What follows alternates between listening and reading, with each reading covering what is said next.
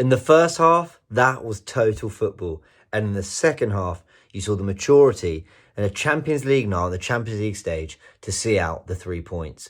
Arsenal beat PSG 2-0, comfortably deserved. I think it's a great performance, people.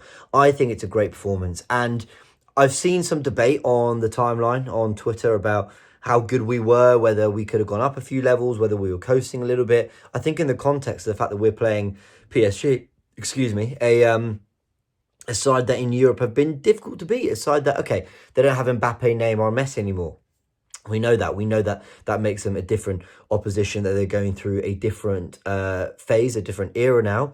But we also know that they've got top internationals like Ruiz, like Vitinha, like João Neves, like who else ever? Zaire Emery, very exciting young player. And Arsenal had total control of that game from minute one. The reason I said total football is because at times Partey was dropping in between the centre-backs. At times he was pulling out to the right so Rice could drop in between the centre-backs. At times, Calafiori was bombing on into the left half space. At times, he was in the right half space where Martin Odegaard would be. Hell, he played the whole second half at right back. And every time, Arsenal felt their combinations, fluidity, different players running through space created by fantastic 1-2s. We saw Leandro Trossard come to life and we saw Kai Havertz bag another goal at the Emirates. It was such a great night of Champions League football because it wasn't dramatic, because it wasn't, kind of this relentless attack, which we all want to see. It was incredibly professional. And that is actually something that I think should be a praise for Arsenal, that they knew when to take the foot off the gas and they knew when to just settle the game down to and just get there, get through. And look, we took some risks at times, but ultimately it was comfortable. Look, I've just rambled for 2 minutes into this intro because I really wanted to get in like how I really felt about this performance overall. But let's go through the match report. The team was unchanged from Leicester on the weekend. But we saw Merino on the bench. So shout out to Hander Ozil. His information was absolutely correct. Glad I did a live on that last night. Proved absolutely true. Merino was with the squad. And not only that, he was actually the first sub. No, he wasn't. Timber went off.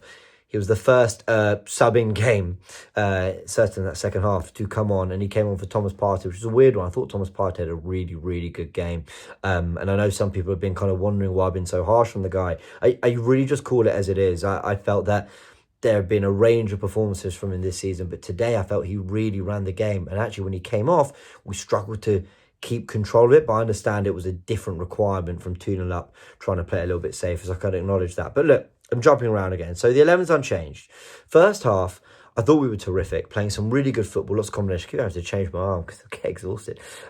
Really good combinations, lots of interchanging of positions, the 1-2s, the combinations, Trossard at times dropping deep, sometimes Havertz dropping deep, sometimes popping out to the left, so Martinelli could come a little bit more central. Bukayo Saka had the overlap of Timber, the underlap of Timber, combinations with Havertz as well. But I think the real thing that stood out to me in the first half was Trossard he was playing as the 10. Like a very traditional number 10. He basically said, I'll play in the pocket and I'll drift left and right and I'll combine with the players how best I see fit. And that allowed Havertz to make the runs he can make brilliantly. It allowed Havertz to stretch the back four, to be a target man too. Speaking of, I thought David Raya's kicking was brilliant. He was finding Kai Havertz really often with the long ball, or at least, Bukayo Saka out wide, but his best kick of the game was when he launched it in what was probably our first chance. He launched it from essentially, we played out the back a little bit. He's got on the edge of the penalty area and he's launched it to Gabriel Martinelli, who's gone steaming in behind their back four. Nearly gets a touch on it, but Donnarumma deals with it. From that point on, it's a little thing, but we're switched on. We're executing that long pass. We're seeing the runs, and that we're going to throw something different to PSG because the combinations of the football is always going to be there. Can you go a bit route one? Always good to see, and Arsenal have done that a lot this season as well. Then we start playing our football. Trossard gets the ball on the edge of the penalty area. He looks up, and I think there might be an overlap option, but he decides, no, I'm going to find Kai Havertz myself. There'd been a few crosses to the back post that didn't really come off, mainly from Bukayo Saka. Thought I had a very strange game. I thought at times he was brilliant, and at times he was a little frustrating, but that's what a wing is going to be, right? A wing is going to have those hit and miss moments because it's such a hit and miss position. You have the touchline behind you. You can only go the way you're facing more often than not. And you need to show incredible skill, and often you can get doubled up on. And so at times he struggled, but he also did some fantastic things, Bukayo Saka. And all our good football was kind of channeled through him and his side mainly. I felt Martinelli was less in the game, though he did some good things. So when the ball does come to Trossard, we've put a few balls to the back post that didn't quite happen. this time he's really just looked out for Kai Havertz. He's just looked up and he's just whipped a fabulous ball into the box. And Kai Havertz has just leapt in. He knows Donnarumma's coming, but let me just get enough on it and it's almost don't power it in. Just let it just firm neck and let it bounce off your head, because then the spin just redirects it nicely into the side netting. You probably think I'm over analysing and over engineering quite how that cross went, or that header went even. But I just thought he did enough. You know, when you're just hanging in the end, there's not a lot of sort of backlift and push. He's just guided it into the back of the net. Very brave with Donnarumma charging into him. And Kai Havertz gets another goal and we're 1-0 up. I did a video on Leandro Trossard that came out yesterday, as well as the live I did on Merino. And, you know, I basically was saying that Trossard is a player who can have big moments, but throughout the 90, you kind of wish you saw a little bit more from him.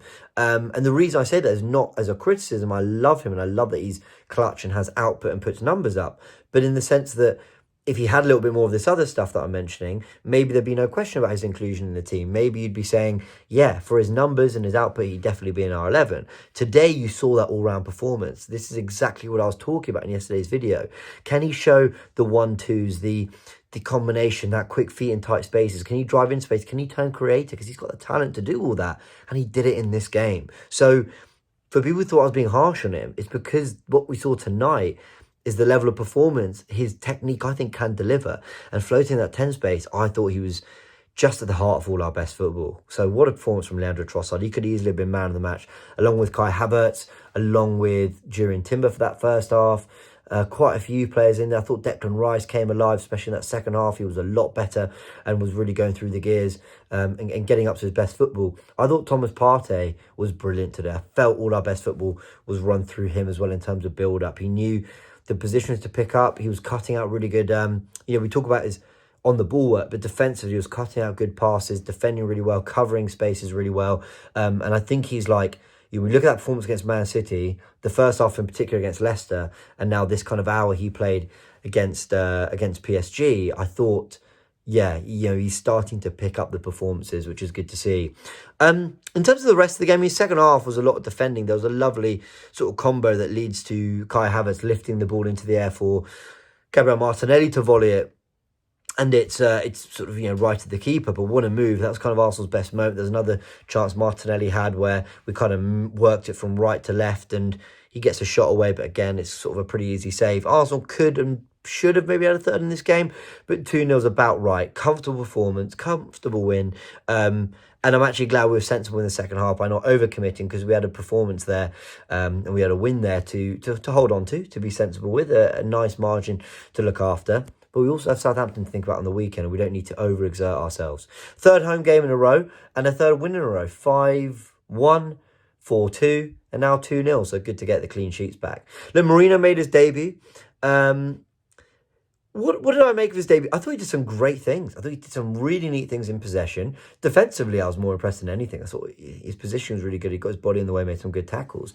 More to come from him, but his job was to come on and keep things ticking. And you could see the robustness in him and Rice as a pair. He just felt really safe with them. Calafiori as well went to right back. He just looked absolutely unfazed. I mean, the only potential negative from this game is I hope Timber's okay, because I thought that first half, Jurrien Timber was out of this world. I mean, out of this world. I mean, his confidence, his close control. He plays like a kid on the playground.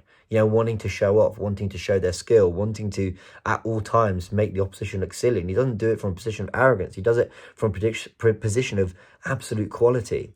And he's playing at a level that made you think, he keeps this up, Ben White's going to have to work really hard to get back in this team. Hopefully he's okay, and hopefully we manage his minutes, because he's played a lot of minutes.